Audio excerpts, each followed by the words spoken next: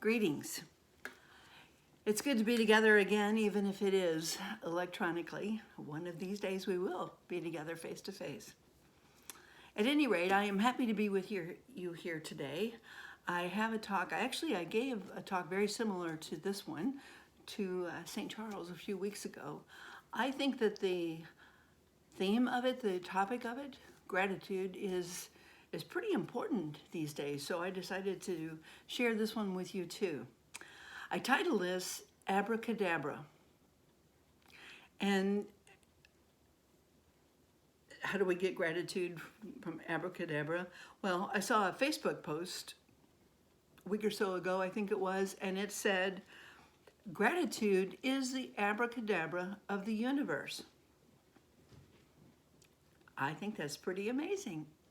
Gratitude is the abracadabra of the universe. The magic of the universe. Gratitude is. Now, as Unity Truth students, we know that gratitude is a principle. It is the prosperity principle in a way, in that what we give thanks for, where we put our energy, in other words, increases. And so it's no secret. We've known that for some time. Our attitude, this attitude of gratitude, attracts more good in our lives. Daily Word had said just a few weeks back that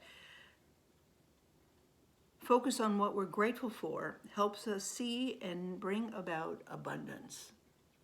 So very true. The Apostle Paul said it also in 1 Thessalonians. It said, rejoice always, pray continually, give thanks in all circumstances, for this is God's will for you in Christ Jesus.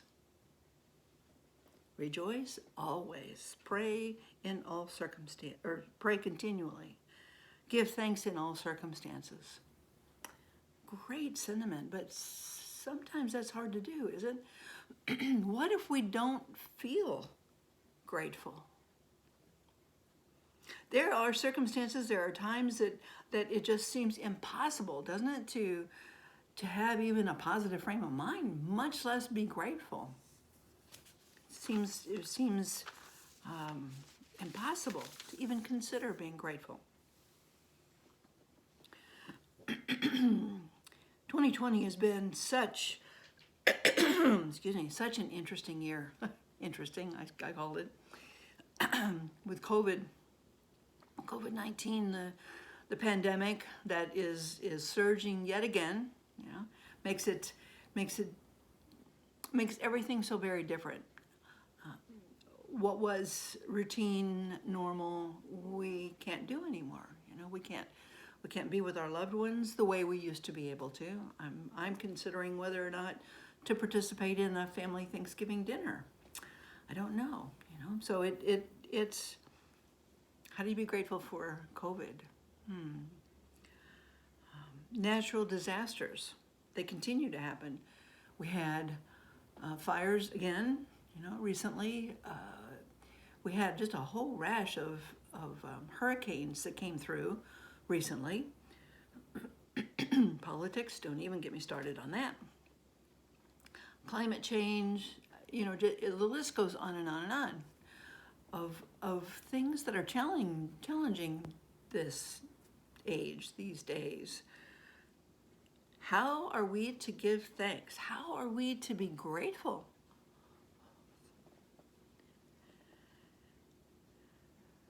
Well, I think it is possible. I think that there's a way that we can do that, and that's what I want to discuss today. How to get emotionally from maybe the chaos of what's going on in our world to a place of gratitude. I'm teaching a Unity history class, History of New Thought and Unity class, and we had some on philosophy not long ago, like where all this stuff came from. A man named Hegel, we were studying him, and in that it came out that there were some questions. I mean, this idea of one power, one presence, that goes from before unity. It was, way back. But what we were reading was that there was question when some of these things were coming out. Well, if there's just one power, then how is it that God is allowing these things to happen? Why doesn't God, with all this power, just stop the things that are wrong? How come God lets there be suffering? How come God lets there be pain? All of that. There are people, and I brought up Hegel because in the book it was talking about he was speaking against what he called happy babble. Happy babble. Happy babble is when you quote these truisms. One of them was, "It's all good." Maybe even this is for your highest and best. Or we can't see it now, but anyway, all of that. He calls it happy babble. A more current term for some of that is metaphysical malpractice. If we are putting a good shine on it, making this happy babble, we're not really getting to the core of what it is. And when we or anyone else does that, it's at least insensitive and at worst sometimes cruel for someone who is has experienced the loss of a loved one, a loss of a child. How do you say it's all good without being cruel? Absolutely cruel. Well, from the discussion that we were having with all of that, what came out was that we as humans have freedom of choice. We have the freedom to choose. And in that choice, that's important to know that we have that choice. We are able to choose. So let's talk some more about that. What are we choosing in any given situation? Now, there are the life influencers, but we'll get to that in just the natural disasters, the things that come about unexpectedly that we really have no control over. Some later things we're going to talk about will address that. But first, the choice things. Some of what we experience depends on our experience and or our perception. Okay? A lot of times I think our experience is created by our perception. I've got some examples for you. Many years ago, my sister and I thought that it would be a good idea to take our parents to a 4th of July fireworks display in Kirkwood. And I remember we drove over. I think my dad was having trouble driving by that point, his vision. Anyway, we drove him over. We had lawn chairs in the trunk and got over there, and we were unloading the car, the chairs. And he started in, and he was just griping about everything. He was griping about it was too hot, and there were too many people, and he was going to have to walk all the way over there, to put his chair down, and just Nothing was suiting him. I'm not saying he was right or he was wrong, but I am saying that his perception was this is not a pleasant experience. Do we have a choice? Another story, again, kind of lighthearted and from my life in back years. This was when I was married. This was in the late 90s, I think. My sister and I had gone to Wilderness Lodge. As you know, I go to Wilderness Lodge every year, with my sister. And she and I had been a couple of times, and I wanted to show it to my husband. So he and I went, and I remember asking him if he'd like to go on a hike. Yeah, that would be great. Well, I don't know if he said that would be great. He said yes, at any rate. And we went on this hike. So we were walking along. I am walking, I think I was leading because I had been on the trail before.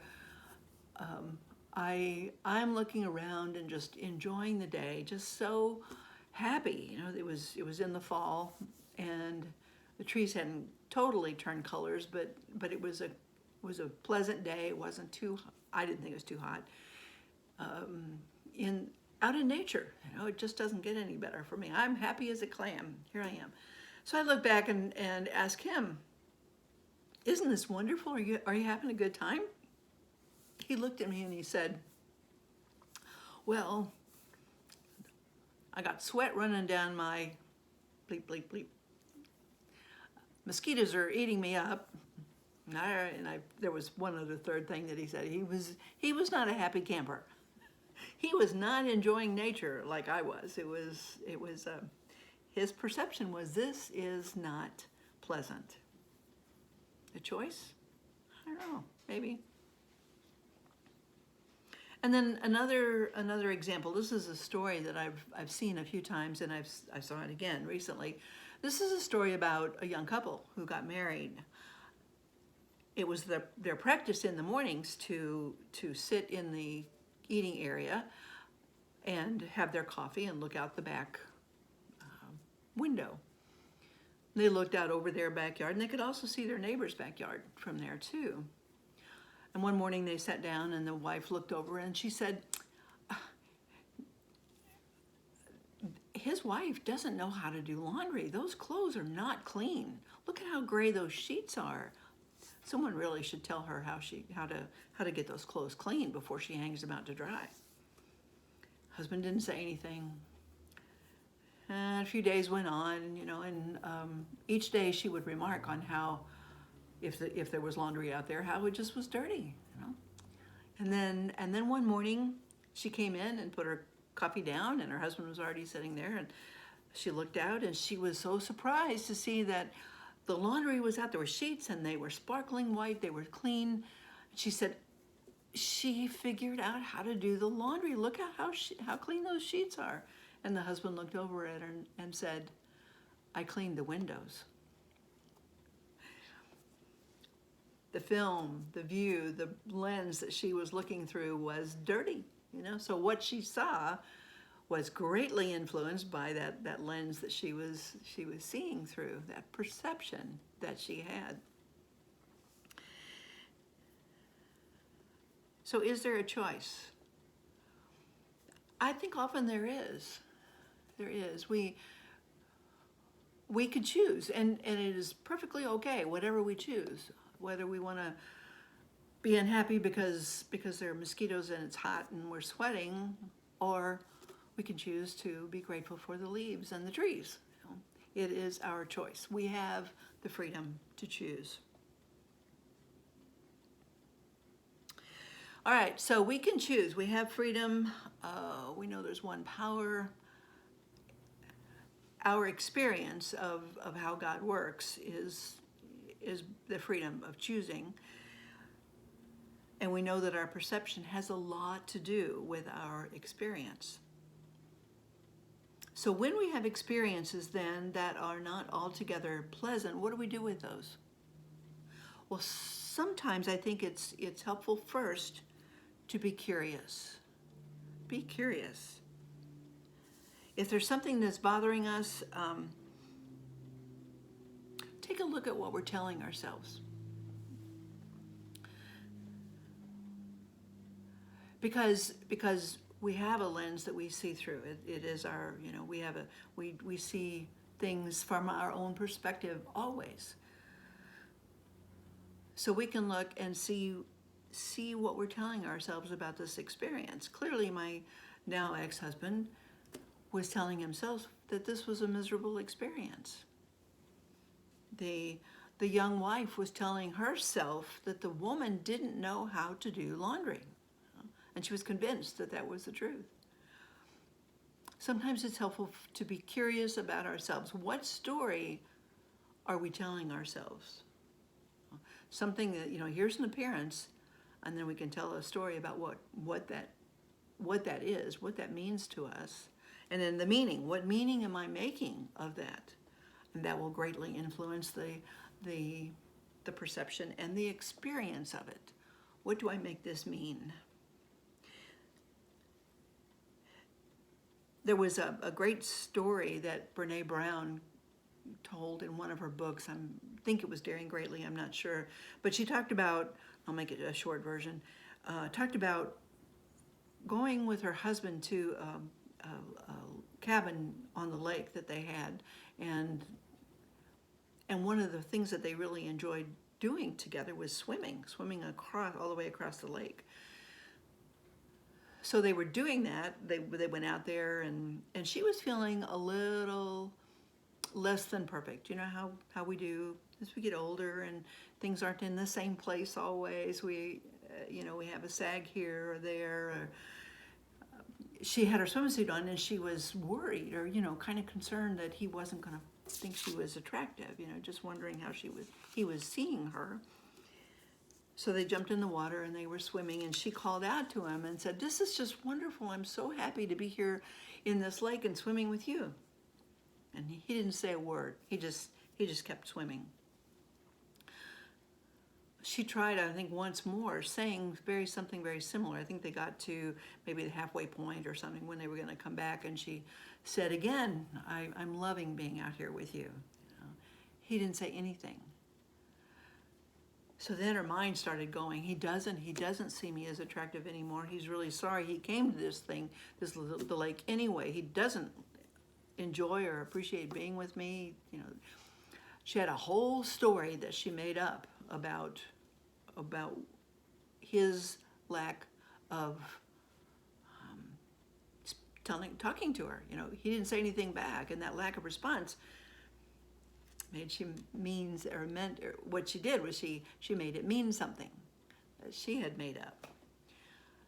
Fortunately, she said in her book that fortunately before she went off, and sort of accusing him of not loving her anymore, all that she did say to him, the story I am telling myself about your lack of saying anything is that you aren't finding me, so she explained all that, and he just looked at her. He had kind of like deer in the headlight sort of look, and he started spouting how frightened he was, because he felt like he was just so worried that a boat was going to come along and not see them and hit one or both of them, that he was being really hyper vigilant out there swimming so that he could keep an eye out and trying to make sure they were both safe. He wasn't hearing what she was asking. He was so focused on their safety that he didn't even hear it. She said the story, asking him, here's the story I'm telling myself, is, what do you see about this? It was so good that she did that. We all make up stories. We all see something and decide this is the way it is. It's probably true because blah, blah, blah, Being curious. Look at what we're telling ourselves and look at what we're making it mean. I don't know. I never did ask my then husband, what his experience was of the walk after I just shut up after the, I'm sweat's running down my back. I'm about to say, I never asked him. But communication is so important. Be curious. Be curious. If there's something, check. What story am I telling myself, and what meaning am I making of it? And then sometimes, like I say, sometimes things are just tragic. Sometimes things happen that we have no control over, and in those cases, a question that we can ask ourselves is there something I can do? Is there something I can do? I know there have been times in my life when I have just been stuck in that, this can't be true, this can't be happening. And yet it was. And so if I just relax and let it be, then you can move on through it. So is there something I can do? that focuses our brains on something positive, moving forward instead of being stuck. Being stuck. So be curious. All that is under the category of be curious, to allow ourselves to become grateful. Look and see what perceptions, what is our experience, and in order to find something to be grateful for. And then another technique that I learned is to look for blessings. And often this is goes along with, you're in a bad situation, but if you look for something that is positive, something that is good about where you are. I've seen heard a lot of people talk about the positive things that have happened because of COVID. The positive things about not going out to work and in that commute all the time, and what they've been able to do and get done, and how much more, some, not all, but how much more rested and peaceful they feel. In almost any situation, there is something, if you look, something to be grateful for, something that you can look at and say, that's a blessing in my life. I am grateful. Underlying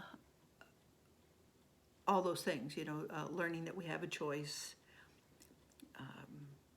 being curious, looking for blessings, underlying all of that is something critical, and that we say probably nearly every week, and that is that we have to be open and receptive. Our minds have to be open. So the way we do that is to regularly, consistently pray and meditate, because the more time we spend in communion with the Christ of us, the more we will be able to do that kind of thing. So we'll be able to be curious, we'll be able to do that. It's like there's an extra power, which we know about, to do those things. So I'd like to ask for a moment that you consider what things might be like. Now, abracadabra, we started out with that, and that is a word we hear in magic. Abracadabra, we wave our wand and something wonderful happens. Something appears or disappears, as our wishes are.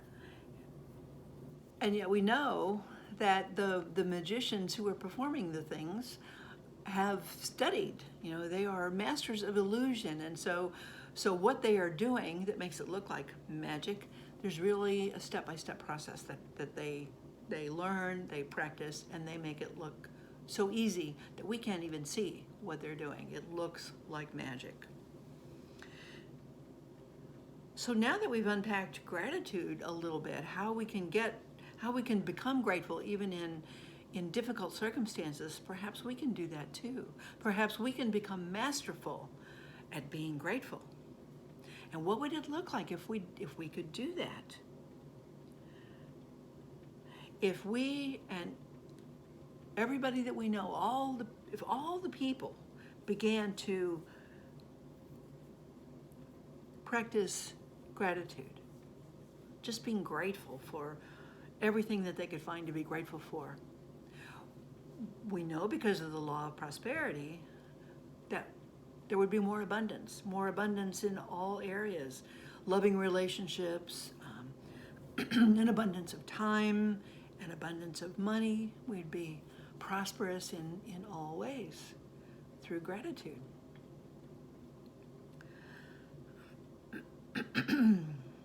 We would see people practicing this, looking for things to be grateful for.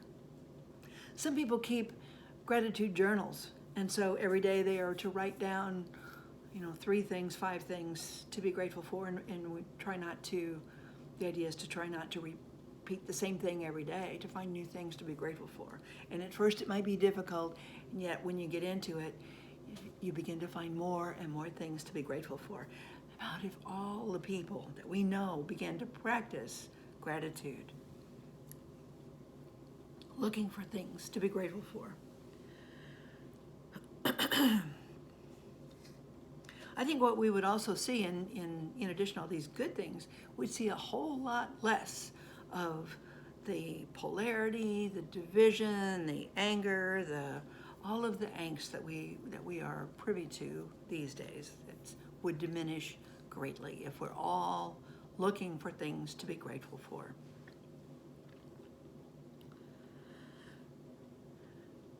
Our individual parts in this.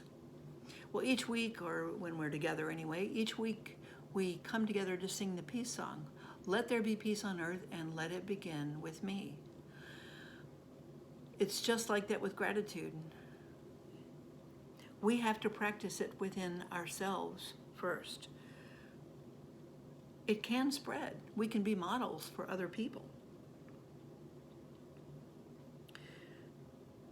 And as we begin to practice gratitude, let me read that 1 Thessalonians scripture again and picture yourself in that. Rejoice always. It's a choice. Pray continually. Keep your thoughts centered on positive. Give thanks in all circumstances. Find those blessings. For this is God's will for you, all good, and in Christ Jesus. God bless.